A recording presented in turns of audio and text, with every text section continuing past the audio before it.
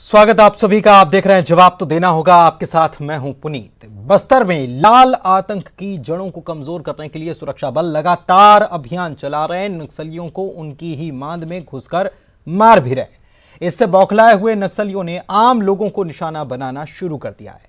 इस मामले पर बीजेपी अलग कुछ मानती है। बीजेपी सरकार को घेर रही है, कह रही है कि कांग्रेस की सरकार नक्सलियों के खिलाफ ठोस रणनीति नहीं बना पा रही है। लेकिन कांग्रेस की दलील है कि सुरक्षा बलों की कार्रवाई से नक्सली बौखलाए हुए हैं और उनके पैर उखड़ते जा रहे हैं और इसीलिए वो बौखलाहट में ऐसी कार्रवाई को अंजाम दे रहे हैं। इन सब बातों पर हम जवाब मांगेंगे, लेकिन उसके पहले ये रिपोर्ट आप देखिए।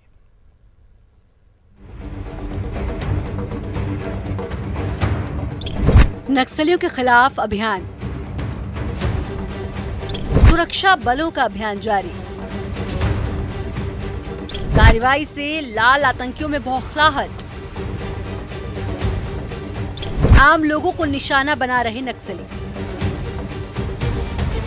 छत्तीसगढ़ के 14 नक्सल प्रभावित जिलों में सुरक्षा बलों की कार्रवाई से नक्सली बौखला गए हैं, जिसके कारण लाल आतंकी अपनी दहशत फैलाने के लिए आए दिन आम लोगों को निशाना बना रहे हैं। पुलिस मुखबिर बताकर नक्सली आम लोगों की रोज हत्या कर रहे हैं।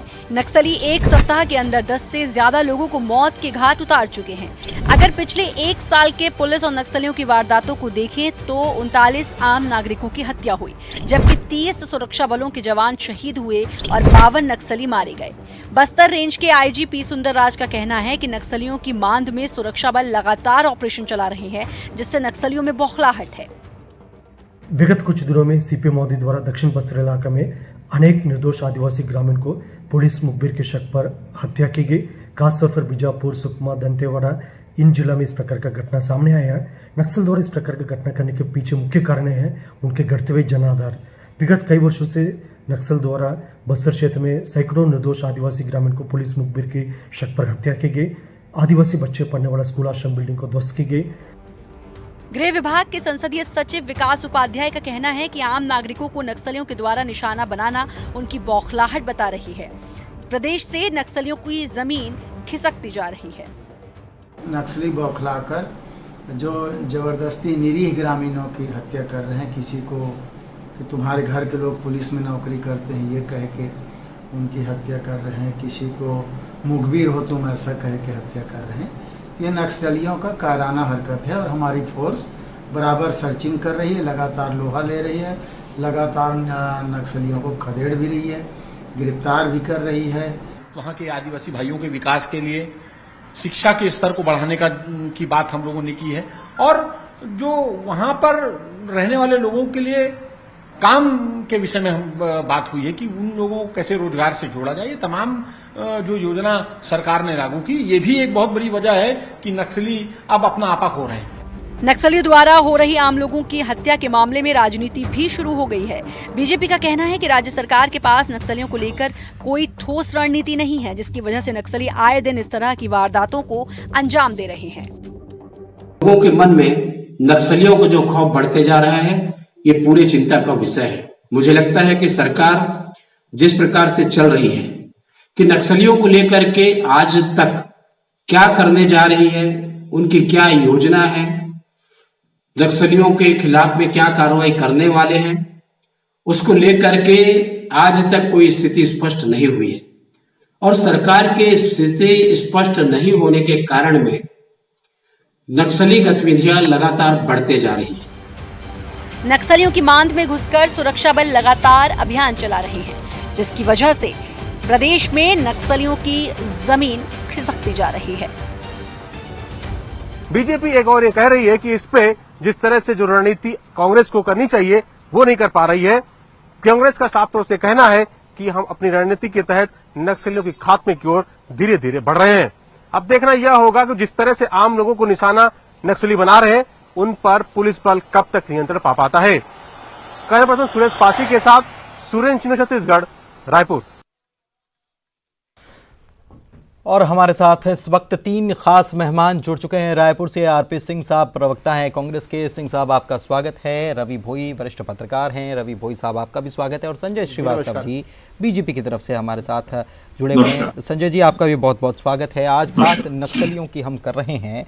लगातार नक्सली जिस तरीके से आम लोगों को निशाना बना रहे हैं, वाकई में आरपी सिंह साहब ये चिंता की बात है।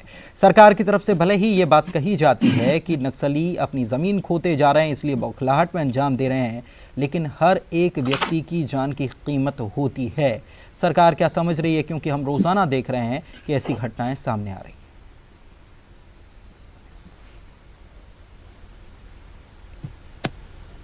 देखिए, सबसे पहली बात तो मैं ये कहना चाहूंगा, जब से राज्य में भूपेश बघेल जी की सरकार बनी है, नक्सल वारदातों में यहाँ लगभग 40% की कमी आई है। और यह हम नहीं कहते, केंद्रीय गृह मंत्रालय और एनसीआरबी की रिपोर्ट कहती है। दूसरा, हमारी सरकार आने के बाद एक जो बड़ा हमला सुरक्षा बलों के ऊपर हुआ था, वो था सुकमा के मिनपा के जंगलों में, जहां हमारे 17 जवानों की शहादत हुई थी। लेकिन अभी 4-5 दिन पहले जब एक नक्सली कैंप ध्वस्त हुआ और वहां से जो उनकी डायरियां और दस्तावेज बरामद हुए, उसमें इस बात का जिक्र मिलता है कि मिनपा में 60 नक्सलियों की जान गई।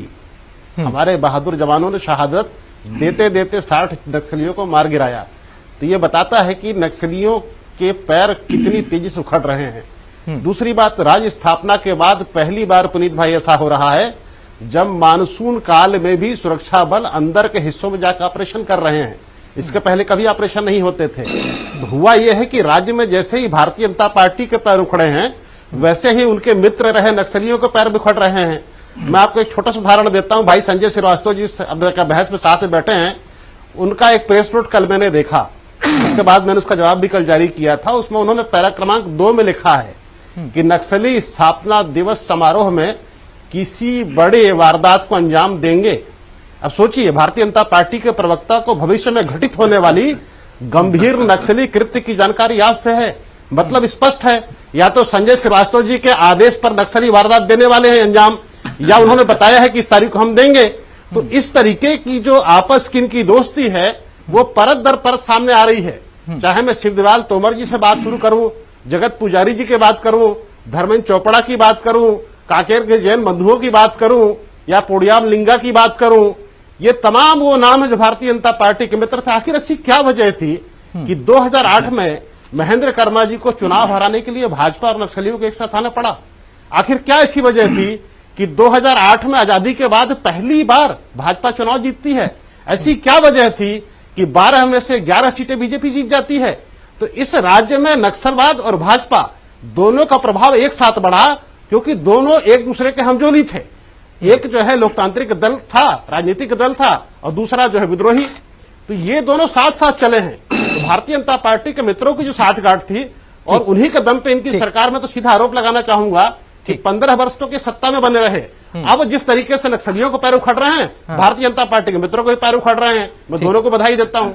ठीक है, आप बधाई देते हैं। आपने जवाब भी दिया, आपने ये भी कहा कि ऐसा कहा गया तो इससे जाहिर होता है कि पहले से संजय जी को भी मालूम है कि क्या घटनाओं को अंजाम दें। तो सवाल ये आपसे जवाब मैं लूँगा कि आपने फिर क्या किया? क्योंकि अगर आप इतना गहरा गठजोड़ पकड़ लेते हैं, और ये संजय जी हमारे साथ डिबेट में बैठे हैं, तो फिर इनको तो बैठा नहीं होना चाहिए था अगर इतना गठजोड़ पकड़ लिया गया है आपके द्वारा। तो संजय जी, आपकी तरफ से जवाब। देखिए पुनीत जी, एक बहुत ही संवेदनशील मामला जब लगातार पिछले पखवाड़े से आम आदमी की मौतें नक्सल घटनाओं में हो रही हैं और नक्सलियों द्वारा उनको मारा जा रहा है, और आप चिंता कर रहे हैं इस चैनल में बैठकर, उसमें कितना हास्यास्पद बयान सरकार के एक प्रमुख प्रवक्ता कांग्रेस पार्टी के, कितना हल्का बयान, इससे ये समझ सकते हैं कि नक्सलवाद की घटना को ये कितनी गंभीरता से ले रहे हैं। पहली बात कि कांग्रेस के ऊपर जो आरोप हमेशा से लगता रहा है देश की आजादी के बाद से कि ये झूठ का जो सहारा लेती है, उसका एक शानदार उदाहरण आरपी सिंह ने दिया। आरपी सिंह मेरे विज्ञप्ति को पढ़ लेंगे या इस पे एक दिन चर्चा कर लेंगे, कल ही कर लें यदि न्यूज 18 इस पे बातचीत कर ले, और मेरे विज्ञप्ति में क्या लिखा जरा पढ़ाई। मैं तो जानता हूं कि आप बहुत पढ़े लिखे प्रवक्ता हो, लेकिन आप पढ़ नहीं पाए नक्सल के मामले में, इतना आप झूठ बोलेंगे मुझे आशा नहीं थी। और कल का भास्कर या आज का भास्कर है, उसमें पूरी रिपोर्ट जो नक्सल सप्ताह जो मन रहा है, इनका स्थापना दिवस मन रहा है, उसमें मेरा नाम नहीं है। ये प्रेस की रिपोर्ट्स हैं कि ये घटनाएं हो सकती हैं, जो तेलंगाना से 50 नक्सली घुस गए हैं अंदर, ये रिपोर्ट्स आई है। जो शायद आप लोग सत्ता के मद में, क्योंकि रेट ठेका में आपका ध्यान है, आपका शराब ठेका में ध्यान है, आप कोरोना से पीड़ित हैं, आप तमाम प्रकार के राशन के ठेके में लगे हैं, तो शायद आप गंभीर विषयों को आप सब लोग छोड़ दे रहे हैं। देखिए, ऐसा है कि इस देश में जो जनक है, कहना चाहिए, जो नक्सल की जो जनक है और नक्सल को जिसने पैदा किया वो कांग्रेस पार्टी है। पश्चिम बंगाल से लेकर यदि हम आंध्र प्रदेश या तेलंगाना की बात करें, जब 1967 में नक्सलवाड़ी से प्रारंभ हुआ तो इसका पूरा श्रेय यदि किसी को जाता है तो कांग्रेस पार्टी को जाता है। बड़ा लंबा इतिहास, इसमें 1.5-2 घंटे चर्चा होगी। लेकिन आज जिस विषय पर आप फोकस कर रहे हैं, आज अब ये वही भाषा कह रहे हैं। हम लोग कहते थे कि हमारे जवान लड़ रहे जब हमारी सरकार थी, और ये जब हम अटैक करते हैं तो उसका री अटैक करते हैं, विद्रोह करते हैं, उसका अपना गुस्सा इजहार करते हैं। आज उसी शब्दों को रिपीट ये यहां पर कर रहे हैं। इनके पास कहीं जवाब नहीं। इनको यह बताना चाहिए था कि पिछले 15 दिनों के अंदर में जिस तरीके से सबसे पहले दंतेवाड़ा में, उसके पहले बीजापुर और सुकमा, उसके बाद दंतेवाड़ा में मुगरी के नाम पर 6 लोगों की हत्याएं कर दी गई है। उसके बाद रेंजर की हत्या कर जाती। अब तो एक नए सिस्टम चालू हो रहा है कि शासकीय अधिकारी कर्मचारियों को भी मारा जा रहा है। जवान जो मारे जा रहे हैं वो अलग है। रेंजर, सीएफ का जवान, एक सहायक आरक्षक की मृत्यु हुई, और अभी 6 लोग जिस तरीके से कल मारे गए, ये लगातार दर्दनाक घटनाएं हैं।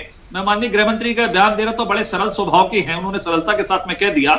लेकिन मुझे ऐसा लगता है आज 2 वर्षों के, मुझे बता दे, चुनौती देता हूं आरपी सिंह को कि नक्सल नीति की ड्राफ्टिंग मुझे यहां पर दिखा दे कि कैबिनेट से विधानसभा के पटल पर यह करके इन्होंने नक्सल नीति बनाई। बैठक तो अभी हाल ही में हुई थी और बैठकें खूब भी होती हैं।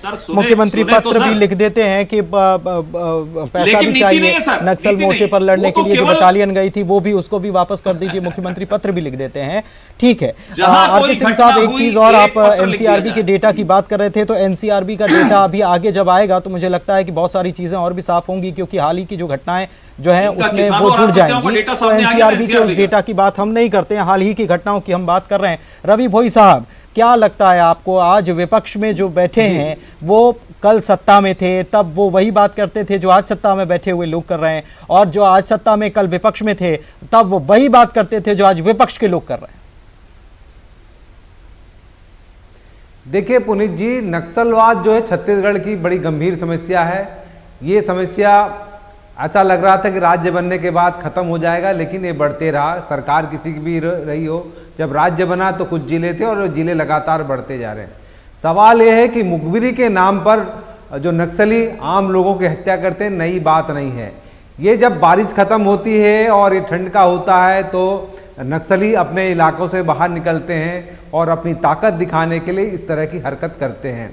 तो ये सुरक्षा बलों को पता है, इस तरह की गतिविधियां करते हैं, और हमारे जवान जंगल के भीतर जाके उनसे मोर्चा संभालते हैं। और पिछले कुछ वर्षों में हमारे जवान अंदर, काफ़ी अंदर गए, जहाँ पे अभी तक नहीं पहुँचे थे, बहुत इंटीरियर इलाके में। उसका असर ये भी रहा, नक्सली दूसरे राज्यों की तरफ पलायन करने लगे। लेकिन ये शहीदी सप्ताह होता है, उनका सप्ताह मनाते हैं, इस दौरान ये वारदात करते ही हैं। तो इसके लिए कोई नई बात नहीं, लेकिन एक रणनीति बनानी चाहिए सरकार को, चाहे किसी की भी सरकार हो। पिछली सरकार के समय भी एक विधानसभा में मीटिंग हुई थी, आम सहमति बनाने की कोशिश की गई थी और ये नक्सलवाद को खत्म करने के प्रयास किए गए थे। एक सरकार स्पष्ट करना चाहिए, क्या हम नक्सलियों से आर पार की लड़ाई लड़ें, बातचीत करें? क्योंकि कभी कभी ये भी बात आता है सामने कि हम उनसे बात करेंगे, भटके हुए लोग हैं, या फिर वार करेंगे। तो ये साफ होना चाहिए कि हम उनसे लड़ाई करेंगे आमने सामने।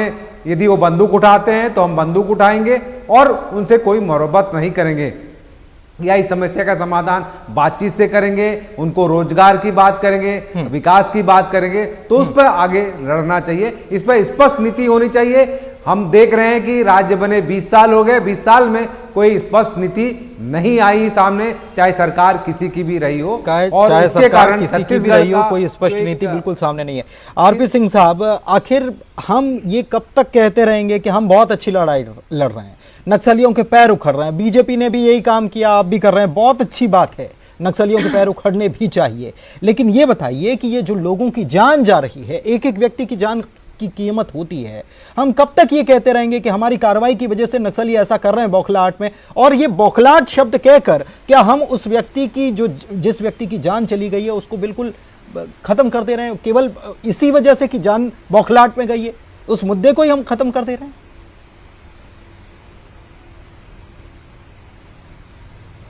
देखिए, मैं आपकी बात से बिल्कुल सहमत हूं कि एक जान कीमती है, और एक आदमी की अगर मौत होती है या हत्या होती है तो उस मुद्दे को खत्म नहीं किया जा सकता।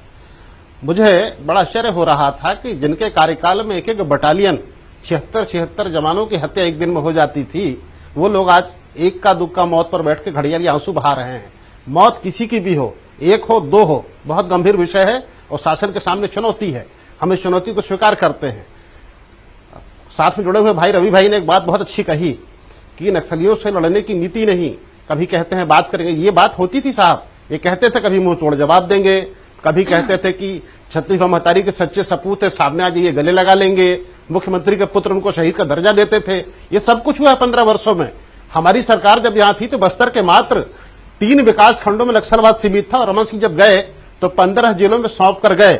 मैंने एक बात जो उठाई थी संजय श्रीवास्तव जिन्होंने कहा कि भास्कर में ये लिखा था कि 40-50 माओवादी तेलंगाना से घुसे हैं, बड़ी वारदात को अंजाम दे सकते हैं। सच लिखा था, इनपुट ऐसे ही होते हैं। मैं तो इनकी प्रेस विज्ञप्ति को लाइन पढ़ के सुना देता हूं। उन्होंने लिखा है कि अपने स्थापना दिवस समारोह के दौरान नक्सली प्रदेश खासकर बस्तर में किसी बड़ी हिंसक वारदात को अंजाम देंगे। दे सकते हैं और देंगे का फर्क आपके पढ़े लिखे जो दर्शक है, बुद्धिजीवी दर्शक हैं, बहुत अच्छे से जानते हैं कि इसके पीछे क्या है। अब मैं आपको बताता हूँ, हमारी सरकार आने के बाद जो राज्य में, अरे मैं दिखा दूंगा, अरे मैं दिखा दूंगा, पर सुन लीजिए, अरे सुन लीजिए भाई, सुन लीजिए, पर सुनने का आता है। क्या होता है पुनीत भाई सुनिए, अरे दिखा दो, मौत हो गई लोगों की भाई। अरे जांच के ऊपर आरोप लगा, अरे हम आपको जेल नहीं भेजेंगे, चिंता मत कीजिए। दिखा दो, अरे हम आपको बिना सबूत के जेल नहीं भेजेंगे। हम आपको भूपेश बघेल नहीं बनाएंगे कि बिना सबूत के उनके परिवार को आपकी सरकार थाने में बैठा देती थी। शांत हो जाइए, शांत हो जाइए, शांत हो जाइए, बंद करिए। अरे झूठ का सहारा मत लो। अरे गूगल में जाके लिख दीजिए देश का सबसे झूठा आदमी कौन, तो मोदी जी का नाम दिखाता है। झूठ सच पे बात मत कीजिए मेरे भाई, झूठ सच पे बात मत कीजिए मेरे भाई। अरे आपको नैतिक अधिकारी नहीं झूठ के बारे में बात करने का। झूठ की तो ठेकेदारी आप लोग की है, झूठ की एजेंसी आपकी है, झूठ की डीलरशिप आपकी है, झूठ पर किसी का अधिकार है तो आपका है। विषय को बदलो मत, विषय को बदलो मत, पढ़ा के जूम करके इनको दिखा दीजिए। नहीं, जूम करके दिखा दीजिए क्या इन्होंने लिखा है। हम भी दिखा देते हैं ना साहब, और सामने जूम करके दिखा दीजिए। ये हम विषयांतर हो रहे हैं, ये विषयांतर हो रहे हैं कि क्या लिखा था, क्या बात हो रही है। मौतें हुई हैं, लोगों ने अपनी जान गंवाई, नहीं लोगों ने अपनी जान गंवाई है। मुझे इतना बताइए आरपी सिंह साहब, एक जवाब दीजिए मुझे कि आपके पास प्लान क्या है, प्लान क्या है आपके पास? लेकर घूमते थे, नहीं संजय जी प्लान की बात हो रही थी, तो प्लान क्या है आपके पास? अरे प्लान नीति नहीं है तो प्लान ये बताइए कि ये अभी कुछ दिन पहले ही एक तस्वीर सामने आई थी ड्रोन से, कुछ दिन पहले तस्वीर सामने आई थी, ड्रोन से नजर आ रहा था कि नक्सली बड़ी संख्या में ले जा रहे हैं, जन अदालत लगाते हैं, वहां पर हत्या कर देते हैं। आपके पास तो इनपुट ही नहीं है, नहीं तो आप तुरंत कार्रवाई करें। आपके पास इनपुट नहीं, सरकार के पास इनपुट नहीं है। जितना मुखबिर तंत्र होना चाहिए मजबूत, मुखबिरी के नाम पर हत्या होती है, और मुखबिर तंत्र जितना मजबूत होना चाहिए उतना नहीं है। ये तो समर्थित सरकार है, नक्सली खुलकर बोलते हैं ये हमारी सरकार है। ये क्या सिंह साहब, नीति नहीं बनी, दो वर्ष देखिए पुनीत भाई की तो अरे क्यों इतना बेचैन हो, क्यों बेचैन हो गए, क्यों बेचैन हो गए? थोड़ा सा नस दबाया, दर्द हो गया, थोड़ा सा नस दर्द हो गया, मुद्दे की दर्द हो गया, मुद्दे की बात, विषय गंभीर है, मुद्दे की बात सुनिए। आप ये बताइए कि ड्रोन की फुटेज आई, हाँ, ड्रोन की फुटेज आई, आप ही लोगों ने दिखाया, हाँ, मैं तो उल्टा सवाल पूछता हूँ, हाँ, कि 15 वर्षों में ऐसी ड्रोन की फुटेज दोबारा क्यों नहीं है? 15 वर्षों में फुटेज अभी क्यों आ रही है? देखिए ये मत कीजिए, वो जहां भाग रहे हैं। सिंह साहब 15 साल भूल जाइए ना प्लीज, आप अपने साल देखिए ना, आप अपने आप क्या कर रहे हैं? हम तो आज बात कर रहे हैं आज की परिस्थिति, हम 15 साल का आकलन करने तो नहीं बैठे, सहयोग करेंगे, अपरोक्ष रूप से सहयोग करेंगे। हम 15 साल का आकलन करने नहीं बैठे, प्लीज। पुनीत भाई सुनिए ना, सुन लीजिए पुनीत भाई। हाँ, माननीय अमित शाह का जन्म हुआ 1964 में, और नेहरू जी से 1962 जंग का हिसाब पूछते हैं। हम तो खाली 15 साल की बात करते हैं, इनको दर्द होने लगा। नहीं हमारी सरकार बनने के बाद मैं वही कह रहा हूं, हम 15 साल की बात करने बैठे नहीं है ना, जो कि राज्य और केंद्र। पहले सुन लीजिए, अरे पहले सुन लीजिए भाई, पहले सुन लीजिए ना, पहले सुन लीजिए, पहले सुन लीजिए। बोलिए। यूनिफाइड कमांड की जब बैठक हुई, तो माननीय मुख्यमंत्री जी ने पूछा, भूपेश बघेल जी ने पूछा कि इस राज्य की नक्सल नीति क्या है? तो अधिकारी एक दूसरे का चेहरा देखने लगे, बोले साहब 15 साल में नक्सल नीति तो बनी नहीं। तो मुख्यमंत्री जी ने कहा नक्सल नीति अभी बनेगी, और सिर्फ 3 शब्दों की बनेगी, पहली सुरक्षा, दूसरा विश्वास और तीसरा विकास। हमारी नीति पहले दिन बन गई। हम इसी रास्ते पे चल रहे हैं। हम कोई धर्मेंद्र चोपड़ा थोड़े हैं जो सोहन पुटाई की गाड़ी से बैठ के घूमे हैं और नक्सलियों को पैसा दें। ये आप तीन शब्द बोल रहे हैं, तीन शब्द बोल रहे हैं, सुरक्षा, विश्वास, विकास, सुरक्षा। क्या नहीं सिंह साहब वक्त वही साहब हमारे साथ जुड़े हैं। वही साहब आपसे जवाब चाहूंगा। आज के जो हालात प्रदेश में बने हुए हैं, आपको क्या लग रहा है कि सबसे पहली बात जो सुरक्षा, विश्वास, विकास में सबसे पहला सुरक्षा आ रहा है, क्या सुरक्षित है व्यक्ति इस दौर में? हम जो देख रहे हैं लगातार खबरें सामने आ रही।